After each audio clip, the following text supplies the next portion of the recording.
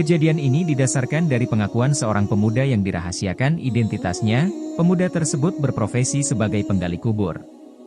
Namun ternyata pemuda itu bukanlah penggali kubur biasa, tetapi adalah untuk mencuri kain kafan mayat untuk dijual kembali. Setelah sekian lama melakukan praktek terlarang tersebut, tibalah ia pada suatu tahapan waktu yang merubah dirinya menjadi lebih soleh dari sebelumnya.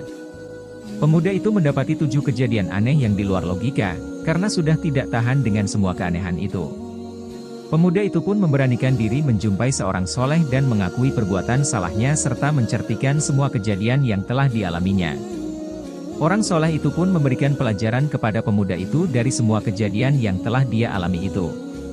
Peristiwa yang pertama adalah ketika sebelum dikubur ia melihat mayat diletakkan dengan posisi menghadap kiblat, namun ketika ia menggalinya kembali, ternyata posisi mayat itu justru membelakangi kiblat.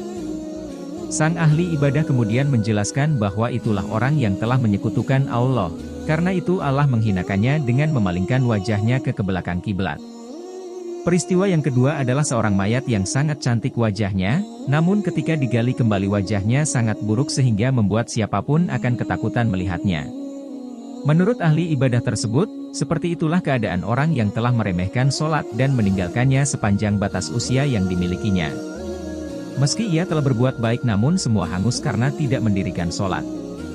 Peristiwa yang ketiga adalah seseorang yang awalnya memiliki perut yang ramping, namun ketika digali kembali perutnya membuncit dan membesar, bahkan muncul ular dalam jumlah banyak dari dalam perutnya tersebut. Kata-kata sang ahli ibadah menjelaskan demikianlah golongan manusia yang gemar memakan harta yang haram yang tidak lagi memperdulikan baik buruknya rezeki yang didapat. Kemudian peristiwa yang keempat tidak kalah aneh, karena mayat dalam kubur tersebut berubah menjadi batu yang hitam warnanya. Sang ahli ibadah menjawab bahwa itulah seorang anak yang mendurhakai orang tuanya, karena itu Allah Subhanahu wa Ta'ala tidak akan ridho jika seorang anak menyakiti orang tuanya. Peristiwa yang kelima adalah penggali kubur itu pernah menggali kubur lainnya, dan ia melihat peristiwa di mana pada mayat tersebut ada ular amat panjang dan membelit tubuhnya hingga seluruh isi dalam tubuh mayat itu keluar seketika di sana. Ahli ibadah itu kemudian menjawab bahwa mereka itu adalah orang yang memutuskan silaturahmi dan suka memulai pertengkaran. Mereka pun termasuk orang yang tidak pernah bertegur sapa dengan saudaranya lewat dari 3 hari. Peristiwa yang keenam dalam waktu yang lain penggali kubur itu melihat kuburan seseorang yang saat dia dikubur masih kering. Namun ketika digali justru penuh dengan air hitam yang busuk baunya dan membuat mayatnya menjadi terapung.